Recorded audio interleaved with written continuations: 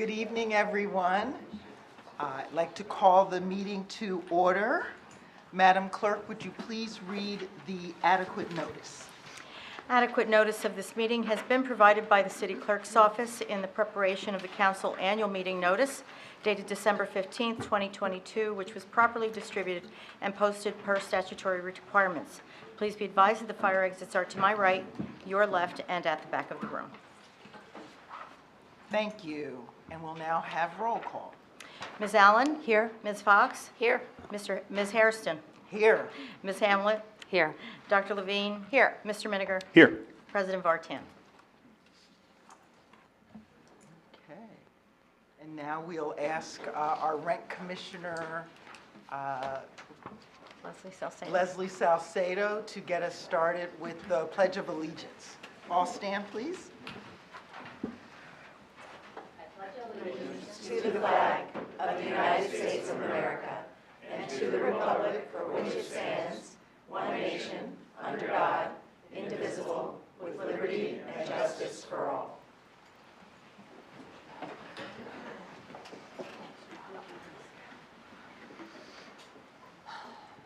Madam Clerk, will you read the notice regarding closed session? A closed session meeting as authorized by state statute was announced and held prior to the start of this meeting, and the known items for discussion were listed on the published closed session agenda. Please be advised that council meetings are broadcast live on Comcast Channel 36 and Verizon Channel 30, and rebroadcast on Thursdays and Saturdays on HTTV on Comcast 36 and Verizon 33. When invited to speak, please come to the lectern, clearly state your name and address, spell your last name, and speak into the podium microphone so that your comments can be understood by all and properly recorded. Whenever an audience or council member reads from a prepared statement, please give or email a copy to the City Clerk's office at cityclerk@cityofsummit.org. To help facilitate an orderly meeting and to permit all to be heard, speakers are asked to limit their comments to approximately 3 minutes or so in length. Unless you are using an electronic device to follow meeting agenda or need it for professional emergency contact purposes, please turn it off. Thank you. Thank you. And I think before I go into regular business for approval of minutes, I just want to say I'm not Greg Vartan. So I really want to take this opportunity to wish our council president, Greg Vartan, a quick and speedy recovery, and I know he's watching and with us in spirit. And so with that, we'll move on to our approval of minutes. May I have a motion to approve the minutes of our regular and closed session of February 21st? So moved. Second? Second. All in favor? Aye. Thank you. All righty, we'll move on to our reports. Thank you. Thank you, Council President Pro Tem. Good evening, everyone. First, two things. A reminder about scholarship opportunity that I am offering with the New Jersey League of Municipalities for high school juniors and seniors who live or go to school in Summit.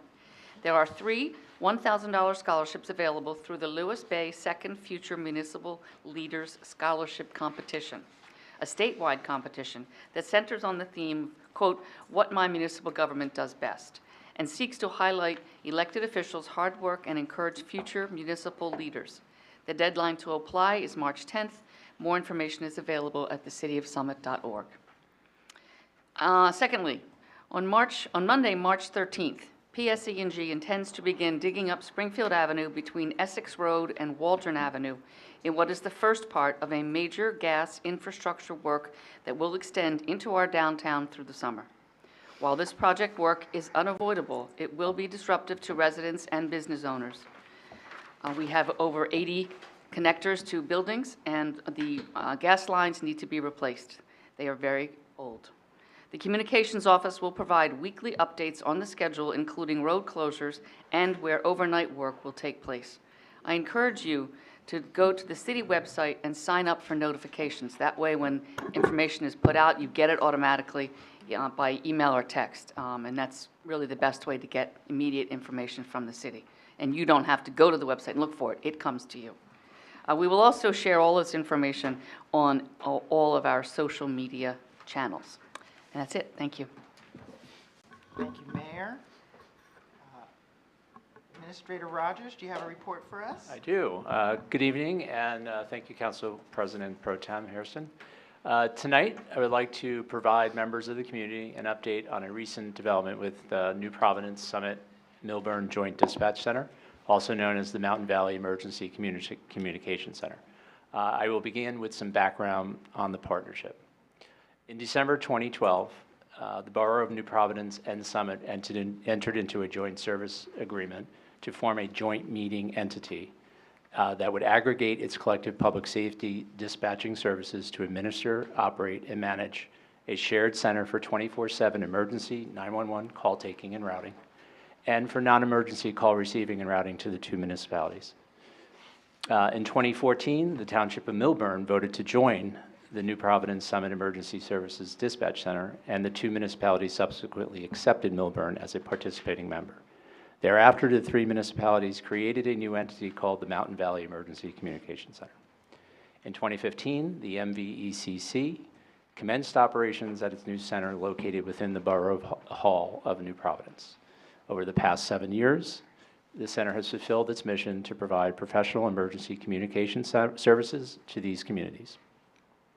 On February 28, 2023, last week, the Borough of New Providence provided notice by resolution of their intention to withdraw from the agreement with Summit and Millburn effective December 31st, 2023. The borough will then participate in the County of Union Dispatch Center. While unexpected, the decision by New Providence to withdraw from the Joint Dispatch Center can also be viewed as an opportunity for Summit to evaluate our future options. Determining what is next for emergency communications is a top priority, and I will work closely with the MVECC Executive Director, Common Council, the Safety and Health Committee, and our emergency response professionals, Millburn, and county officials to lay out the best options for our municipality. We will explore a cost-benefit analysis of each to determine a viable solution and communicate it clearly. I will continue to update council and the public throughout the process. And that's all I have for this evening, Council President. Thank you. Thank you, Administrator Rogers.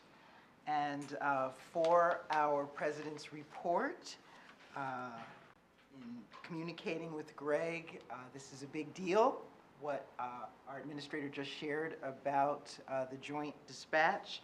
And he wanted me to make sure that everyone knew it is a top priority for Summit to make sure that our emergency response is not interrupted by this at all, and so we'll be paying close attention to this, and as Administrator Rogers said, he will keep us posted, and we'll be doing everything that we have to do in terms of the financial responsibility that goes along with this. We'll be looking at all sides of that, so stay tuned for that. And with that, we will move on to our ordinance for hearing. Madam Clerk, would you please read the ordinance? I certainly will. Thank you. Ordinance number 23-3275, an ordinance amending the code, Chapter 7, Traffic, Section 7-11.2, stop sections, intersections designated. That would be you, Councilmember Fox. Thank you, Council President Pro Tem. This ordinance will amend the city code to make Prospect Street and the Blackburn Road Prospect Street intersection a four-way stop with the addition of stop signs on Prospect Street. This four-way stop is intended to reduce motor vehicle crashes and enhance pedestrian safety. Some of the supporting information on this ordinance was omitted from the agenda packet. So we will supplement the packet before the next meeting. Because this hearing was noticed and advertised, anyone who would like to comment tonight is welcome to do so. And after the comments are done, I will move to continue the hearing to the March 21st meeting. So the public will have access to that information and the ability to come back and comment again if they'd like to. So if you want to hold your comments, you can. If you want to comment both nights, you can do that as well. And so we will hear further comments on March 21st, and we'll vote on that night accordingly. So with that, I move to open this hearing. And I second it. And I think it might be helpful, Director Schrager, would you be willing to come up and just tell us first how we got here?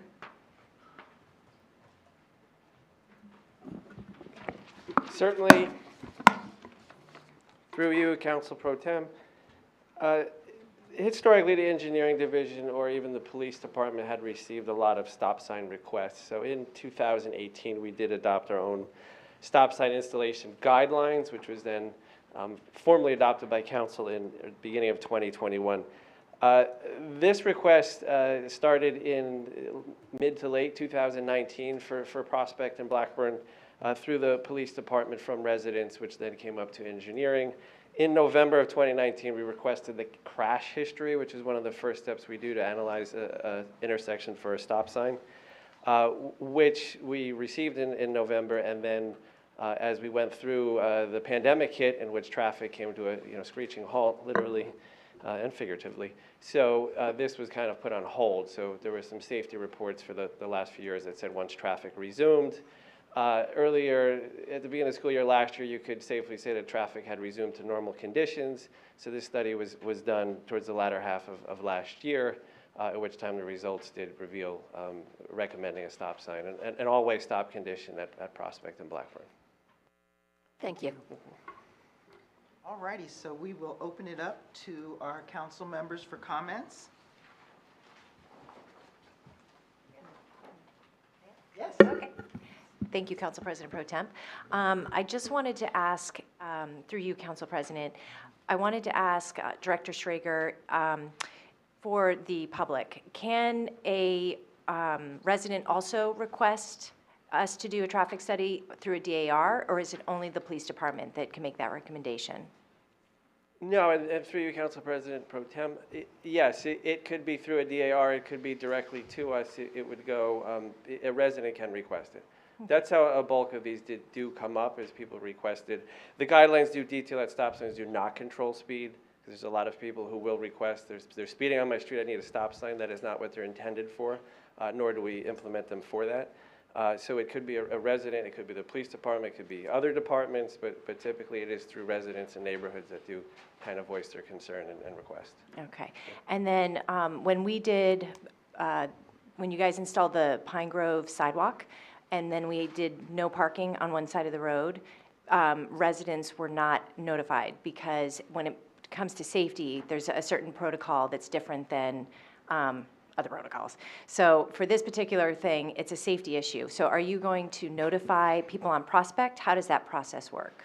So what we had decided as CAPS a few years, and not the current CAPS committee, that when we are installing a new stop sign, we would notify the residents on the immediate corners of the intersection. This one is somewhat unique because Prospect Street is being, there's an improvement project that's happening, so this implementation of a stop sign, if approved, would be done as part of that. So a letter notifying residents of the project, so essentially all of Prospect Street was notified that this project was coming. That did include an all-way stop condition. So they did receive notice, and it directed them to the plans on the website. So. Okay. Yeah. And through you, Council President, just one last question, not for you, Director Schrager. So this is just bringing up one of the residents' concern. I just wanted to put it out there that resident Laura Coburn gave me an okay to use her name. She was concerned that we are trying to modify safety behavior through the stop signs and versus enforcement. So are we looking at a component of enforcement? So for example, there's kids that park there from Oak Knoll, and there's a 2-hour parking restriction. It's not necessarily being enforced. So how will we ensure moving forward that anything that's enforceable over there also is in tandem with the stop signs? Because one last statement. On Blackburn Road, when the Oak Knoll parents are dropping off, they end up parking on both sides of the street. So I don't know if Chief Zagorski would like to say something through you, Council President. But I just want to make sure that the resident feels heard, but I also live in that neighborhood, and it does get a little bit tricky over there. So can you maybe talk to the safety issue and enforcing parking on that street to ensure that if we do install a stop sign, that we kind of do the whole thing together, holistically? The enforcement and that has nothing to do with the stop signs, what I'm talking about. We received that complaint, and that was put on our list of problem areas, that when our patrol, we assign specific tasks on each day, that's one of the areas that we are added to the list. Also, coordinating with Rita McNanny from parking, because there is a 2-hour zone there that they enforce.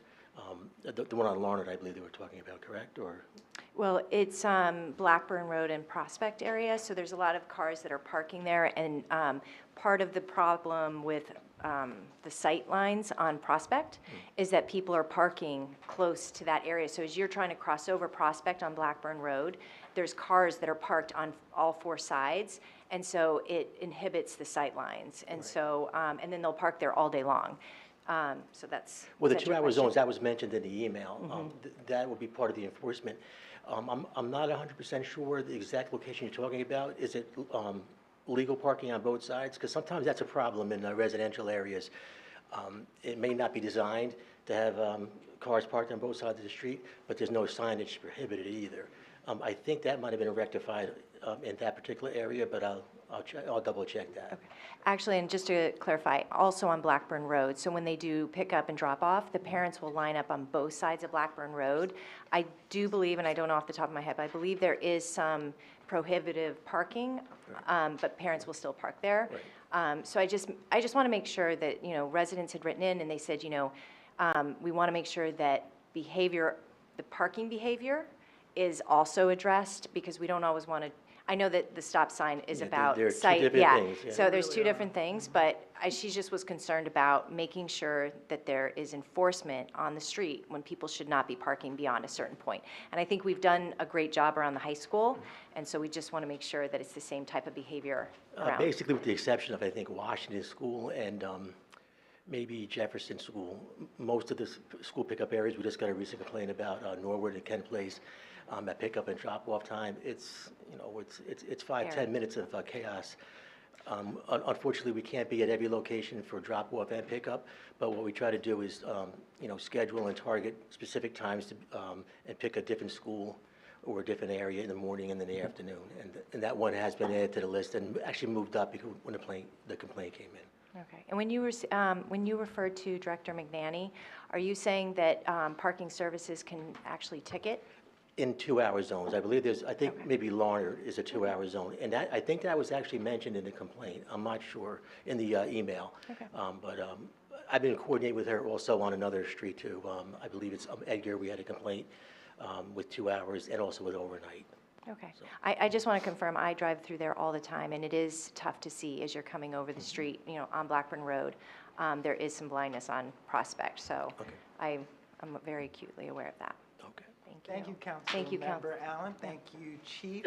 I almost want to ask you to stay and talk about the pedestrian safety measure that you and the mayor and our communications officer has rolled out, but I think that is probably not within the auspices of the ordinance that's being introduced right now. So we should just allow you to sit down, and we will take any other comments or questions from the. And Council President Pro Tem, everyone should know that if they want to speak this evening, they're welcome to, but if they'd like to look at the backup that will be included in the next meeting and have more information, they're not forfeiting the right to speak at your next council meeting when this hearing will be continued. Yes, Councilmember Fox said that, and I reiterate that, and our council has thirded that. So you are not limited just tonight, but you also have that opportunity.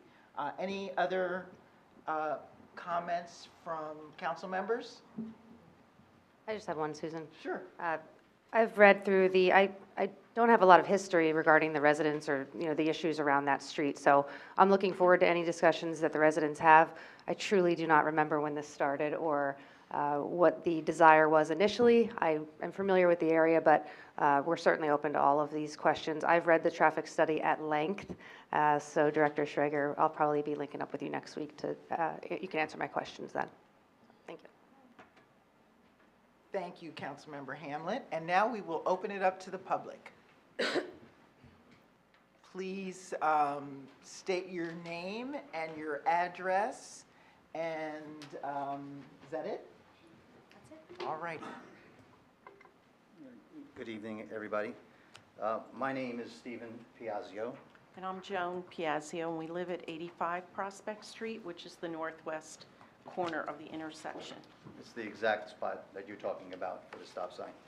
We have lived in our home on Prospect Street for 31 years. And we've raised our 6 children in that home. And Joan is a stay-at-home mom, so she's home quite often. And in those 31 years, we can only recall one car accident at that intersection. And talking to our neighbor, he said there was another one you may have missed, a recent one. So we can think of 2 now. So we're a little uncertain about the safety issue for over 31 years because we have the history. We were surprised when we did see the traffic monitor by our stop sign. And I'm sure it creates some kind of metric over cars divided by time to create some kind of metric. And we think it's almost frivolous because it's almost the same metric that you can use on Springfield Avenue and High Street, another intersection, but you wouldn't put a stop sign there. And when we look at the accident history, which we would like to see, that was prepared, we would like to see that. We think it's almost immaterial. But our concerns are noise, because there is a fair amount of moving trucks, commercial trucks, garbage trucks, delivery trucks that come into the area. And to stop a 5-ton vehicle and then to restart it over an 8-second period is just going to create a lot of noise in that area. It won't be very subtle. It will be very expansive into our neighboring homes. And it's not just the 4 homes on the corners, it's the contiguous homes nearby. But when we talk about energy consumption as well, and just follow me on this, I know that Summit looks at it as green technology. When we built this town hall, we talked about how green it was. And when we did the rec center, how green it is, the fire department, how green it is. But to put this stop sign here creates a carbon footprint. And we started checking out different bioengineers and different traffic engineers and what their feelings were on stop signs. And Victor Miller of Stanford University in 2011 wrote that one of the worst things you can do in a town is to put a stop sign. He says for safety, you need a flow of traffic. He talked about, he went to joules and gigajoules and kinetic energy, and it's very complicated. But at the end of the Stanford review, which was second by most people, they talked about the carbon footprint. Second would be the cost of something like this, the innate cost that people don't even realize. So Gary Lauder, who has given many TED Talks on the exact same issue about stop signs, he's a founder of the Socrates Society and the Aspen Institute. He's got 10 patents, smart guy. And he said the same thing. For traffic safety, you need a traffic flow.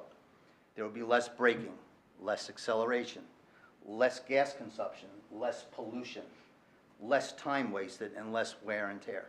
And he calculated by putting one stop sign in a neighborhood would cost the neighbors in the area $51,000 to put a stop sign for all these gas consumption, et cetera. That's in $2,010. In $2023, that's over $250,000 is what he figures, which would be nice to spend in downtown Summit, have the folks. But our biggest issue is we would like to see this suspended. We think this is a rush because the real problem is Oak Knoll. So since we've been in our home for 31 years, we were here when Oak Knoll built their gymnasium. And at that juncture, they pledged to all the neighbors that they would not have any parking on Blackburn or Prospect Street. And to gain this, we gave our approval and said, okay, build your gym when we have that pledge. It has not been honored. So when you talk about the 2-hour parking on our side on Blackburn and Officer, it's not enforced. There is 2-hour parking and it's a bevy of cars every day. Our neighbor's home has 2-hour parking, many cars. I think we're 5 hours. Okay, so it's being ignored. Oftentimes, there are cars parked almost into Blackburn Street on our side. We have like a little piece between our driveway and Blackburn, and there are usually 2 cars parked. And a lot of it has to do with Oak Knoll, the administrative office, now has a lot of traffic coming in and out, and they park on Prospect as well. So they did pledge to us, it hasn't happened. Now, Oak Knoll is running a survey right now, and I'm not even sure if you're aware of it, but they're pondering building a garage. And the garage would alleviate all these problems of parking on Prospect. So they're in the initial stages. We think they're going to get there. And we think that's part of the problem, is the traffic by that stop area. Again, you said that there was a pedestrian who put this complaint. I don't know any, not a pedestrian, a neighbor. I've spoken to a lot of neighbors. I don't know any of them that want to see a stop sign there. Traffic safety, we find that it's safe because of the accident history, and again, we'd like to see. We don't know of any pedestrians that have been hurt by a car or something. There is an issue with the sight lines, and that's because of the congestion of the cars. So we think the easy solution at this moment is to have no parking 100 feet from the stop sign on all 4 corners. And let's see what happens with Oak Knoll and that parking garage. It may cure itself, where you don't have to put a stop sign, because then we would have stop signs. You know, we'd have 3 stop signs into the connection, and already there's a horrendous traffic flow down at that corner. And we just think with Oak Knoll's traffic, you're going to create another congestion point. So I think what you're trying to find is for a 15-minute problem when they let in and out, or if we enforce the present codes with the parking, or if we put in those 100 feet no parking lanes, you will create the solution instead of having a 24/7 stop sign and creating the problems that these experts have provided. Thank you, Mr. and Mrs. Piazza. Thank you very much. And I think we'll suspend your response for the next hearing. So I don't know if you're going to be able to attend, but please tune in. I know he can, Director Schrager will be able to address those comments. Council President Pro Tem, may I say something in response to that real quick? Sure. Mr. and Mrs. Piazza, thank you for coming. I didn't recognize them, but their daughters babysat for my children for many years, so thanks for coming. I just wanted to put on the record that I am responsible for the parking committee, so I will certainly take that 2-hour parking question back and get back to you. I wouldn't mind. May I comment as well on that? Council Yes. President Pro Tem, Dr. thank Levine, you. yes. Thank you. I appreciate that. I appreciated the comments that were just made. I think they're not listening at the moment, but I appreciated their comments, specifically the bit about noise created at the 4-way stop sign is something that I personally haven't given much thought to, so I appreciate that they brought that to light, and that's something that I just wanted to share that I plan to look into a bit. So just wanted to add that. Thanks. Council? Sure. Yeah. I just wanted to point out that the fact that we are considering a stop sign does not exclude other measures, that we will also consider, including we will have a conversation about no parking in some of these areas and also enforcing parking. The challenge that we have is that there is illegal parking at every school for the same 10 to 15 minutes in the morning and the afternoon, and we only have so many police officers. So I think, some of this is incumbent on residents to follow the laws, to keep everyone safe. So it's a little frustrating because I understand, we get lots and lots of emails from people saying there's a problem at this school, there's a problem at that school, but they're just, and I chair the safety committee, but there's just a limit to the resources, and because it's all happening at the same time, I really just urge everyone to please try to, to make sure that you're following the rules and that your friends are as well. And I know the police department is going to be sending officers to the schools, to the PTOs to talk about these drop-off and pickup issues. So, we'll be doing our part as well, but it's really a joint effort. All right. Come on up. Ms. Toth. Would you state Good your evening. name?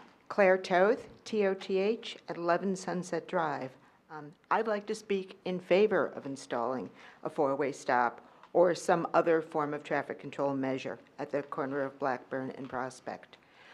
Like many of us, I've developed very convoluted driving routes around town to minimize delays and maximize the number of rights-of-way that I have as I go through town. And a few years ago, my right-of-way at Blackburn Road and Pine Grove Avenue turned into a four-way stop. And that was the right decision. Cars on Blackburn were just flying through that intersection. Then more recently, my right-of-way at Prospect Street and Tulip Street became a four-way stop. And that was the right decision. Getting through that intersection had become a game of chicken. Now the city's considering whether to make my right-of-way at Prospect Street and Blackburn Road a four-way stop. And I think this is the right decision as well.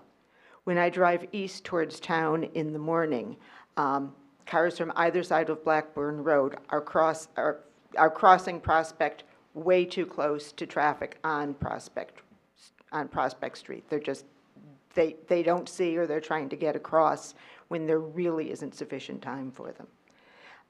And coming west home at the end of the day, up that hill, the afternoon or evening light or car's headlights coming the other direction hit you at such an angle that the left turn onto Blackburn Road is practically blind. And that's really scary. I appreciate what the Piazzas have said. My guess is they don't make that particular turn that often.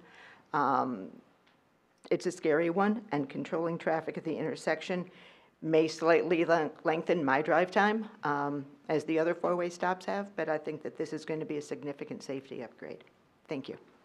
Thank you.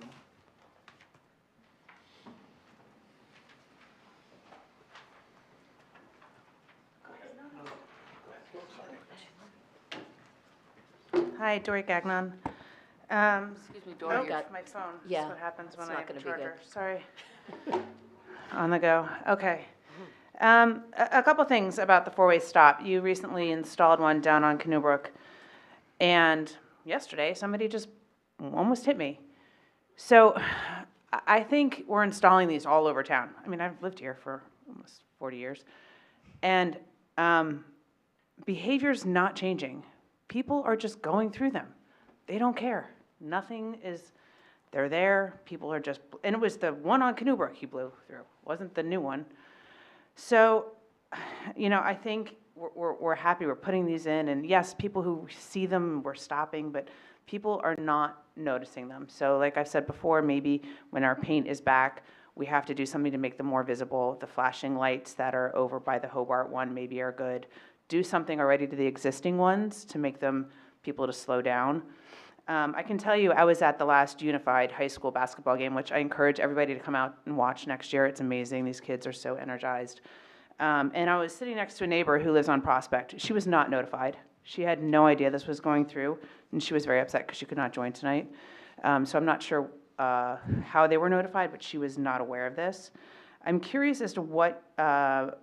Schrager was referring to when he said that that intersection is going to be redone. If he could just let us know, President Pro Tem, I would appreciate that. I also feel that we have to hold these schools, Oak Knoll School and Oratory School, and any other building that's going on here accountable to their zoning ordinances that were put forth. Because I couldn't get out of my driveway tonight because Oratory has leased out their basketball, their gymnasium, and parking is on my street. And just like this couple said, parking is on their street after Oak Knoll did their gymnasium. So, they say that they're going to do one thing, but then we're left dealing with the aftermath as neighbors, and it's not fair to us. So I think the accountability has to be held, whether it's in zoning or planning. Something has to be done because we as neighbors shouldn't be dealing with this all the time and getting stressed. They said they weren't going to lease out their space. They lease out their space. We can barely get out of our driveways. We're dealing with the kids. I understand we're having a parking issue, but then we shouldn't allow them to keep building and building and building till there's nowhere to park. So I think those are things that we have to look at planning and zoning and say, let's stop the overgrowth before we don't have anywhere to park anymore, and then our neighbors are getting upset. So I feel sorry for them because I'm dealing with the same thing, so I apologize for you. In regards to the new Prospect one, I asked the neighbor who's living on the corner of Prospect, I said, so how do you like this? She said, it slows down traffic, but the noise is horrific. So in regards to Councilwoman Levine, and she's saying, I never thought about it either, but she said when cars stop, they speed up. And so she lives right there on the corner, and it really bothers her. So it is something to take in consideration. I think you should ask the residents and how they feel about how these four-way stops have been going. I'm not against four-way stops at all, but I feel like they have to be placed in the right position in the right place. So those are just my suggestions. Thank you. Thank you, Ms. Gagnon. I think you need to respond, Director Schrager.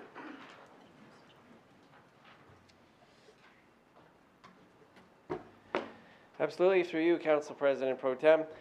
So the Prospect Street project was notified to all residents on Prospect Street. We pulled the owners. We do notify the owners if there is renters. We don't have record of that. That is what we've done historically. That's all we have. Can you let us know when? I can't tell you specifically. It was towards the end of the year. And that letter did direct, describe the project and directed people to the website. Those plans are up on the website right now on the engineering webpage. We did receive some feedback from some residents on Prospect Street. I don't doubt that some people do throw out the letter, but there's no other means that we have to communicate other than sending it to the official list of the property owners within the Prospect Street corridor. Could you respond about noise? How is that taken into consideration? Because I know there are minimum requirements for a stop sign. It's not willy-nilly. These are federal legislation guiding those. So can you tell us how it responds about noise?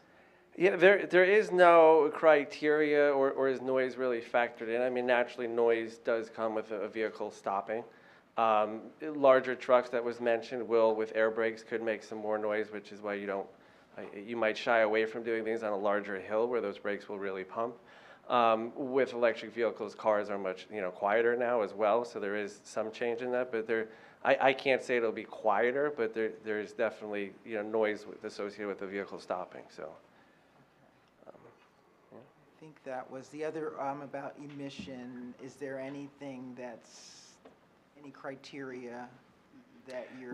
None that factor into the stop sign itself. I don't doubt that with stopping comes certain emissions, which is why some vehicles now turn off when you're stopping. So, but I can't speak to that. I would have to trust the Stanford guy on that one. Okay, thank you. Anything? Through you, Council President Pro Tem. Director Schrager, I just had two questions. When will the traffic study be available to the public? I know we didn't get it in this packet. When will that be available? Tomorrow or? That's going up. It's already... You should ask the clerk that question. Yeah. Yeah, so the agenda packet for March 21st will go up the Friday before the council meeting. It'll be posted on the public website. Great, thank you. And then, Director Schrager, I just had one other question for the MUTC, so the Municipal Traffic Code, I forget all the words, but I noticed that this particular traffic study was only one day on December 8th. Is that the standard? If it's a typical traffic day, yes, that can be used so if school's in, it's not a holiday and it's normal traffic flow, But that's then different yes. than when we do a traffic study on a road, which is 7 days, correct? For speed, you could do 1 or 2 days just for a speed study. We typically like to do Okay. longer. You try to get a full week, but yes. Okay, great, Yeah. thank you. Thank you. Sir?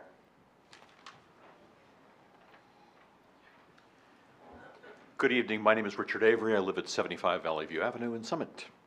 I've heard, and I'm sorry, don't know, you're director of? Community services. Perfect. Okay, thank you. I missed a few memos. I'm assuming that the guidelines that were developed by the city and by him are consistent with the federal guidelines. They are, great. Because I noticed in the federal guidelines, the 5th item is accident reports. There are other things that follow quite a ways ahead of that. I came here tonight through this intersection, and as I approached, on the A Street was coming a car that was less than 2 car lengths away before I could see it. Fortunately, his headlights were on, but between shrubs in that corner, which I know there are ordinances about how high shrubs can be, and just the overall coming up that hill, it's almost impossible. I think the reason we have so few accidents is we have a lot of diligent people. They look at what's coming at them, and every time I come to the intersection, and I go through it every day at least a couple times, I crawl forward in it to see who's coming. Cars are going quite quickly as they're heading west, generally much faster than east from what I can tell. And also your line of sight is much better to the west than it is to the east. So I would highly recommend a stop sign there. I understand there's valid concerns about noise and pollution. I think some other suggestions have been made tonight, like actually enforcing, I believe it's 50 feet from a stop sign, isn't it? Is a state law. Just enforcing that would be helpful. I know that's a lot to enforce, especially near schools where there's drop-off.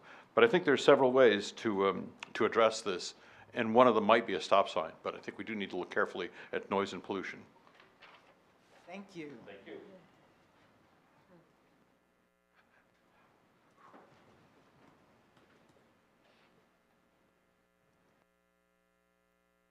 Good evening. Ralph Hollenborg. I'm at 77 Prospect, which is the northeast corner. That's Hallenborg. I guess I'm a relative newbie. I've been here 26 years.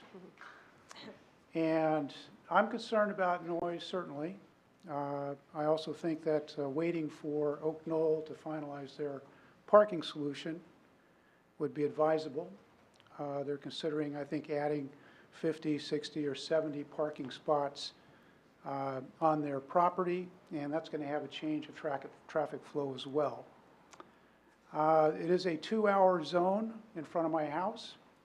It's never enforced. I've never raised the issue because they're primarily administrative vehicles from Oak Knoll. We're trying to be good neighbors for them. And if we did raise it, chances are they're going to go swing around down Blackburn. And I have 2 driveways. I have a driveway on Blackburn, and that gets blocked frequently. So I'm concerned about getting blocked by moving traffic or parking traffic from Prospect to Blackburn. And my front driveway, I would say is probably 20 feet, because it's been, the house is built in 1895, so I think it's not subject to any other codes for that driveway from the end of the corner. I can see losing use of my driveway if you put a 4-way stop there. So I have several reasons, to oppose the stop sign. Those are my bushes that do block that corner. I kind of look at them as kind of negative consent in that it slows people down. They have to crawl out. They can't just slam across Blackburn and Prospect. You've got to take your time there. There's a lot of traffic there. There's no enforcement there. People fly through primarily the Blackburn towards Prospect. That would be southwest corner, making that right onto Prospect. I walk my dogs twice a day. I got my head on a swivel when I cross those streets because, again, people are not stopping. And again, it's more of an enforcement issue in my mind than anything else. So I would just ask you to consider other options. A no parking zone would be interesting. Allowing From the public. From the public. Okay, Madam Clerk? Motion to close the hearing? No. I'm going to Okay. make a motion to continue the We don't- hearing. I'm sorry, we don't have sound. We don't have sound. Oh, yeah. the sound. Okay, so what do we, Should I Just speak loudly. knock on Okay. the door? should we just let them know? I think, I don't know. Or just knock on the door? Okay, so I'll speak very loudly, but, so I'd like to make a motion to continue the hearing on the 21st of March. And I will second that motion. Okay, so do we need to vote on that, Madam Clerk? To continue the Yes, hearing. you have to vote on it. You're carrying it to the next. Okay. Okay, so ask all those in favor? Aye. Aye. Mr. Jacoby, should I do a roll call vote, or? I would do a roll call vote. Oh, I think they're back on. Yay. It was me telling him to turn it on. Okay. Just saying. I'll do the roll call vote. Ms. Allen? Aye. Ms. Fox? Aye. Ms. Hairston? Aye. Ms. Hamlet? Aye. Dr. Levine? Aye. Mr. Miniger? Aye. Madam Clerk, does that mean we don't do the final consideration? That's You do correct. not, Okay. yeah, The that's final carried until consideration the will next carry meeting. to the next meeting. Okay. So now we will move on to resolutions. And the first resolution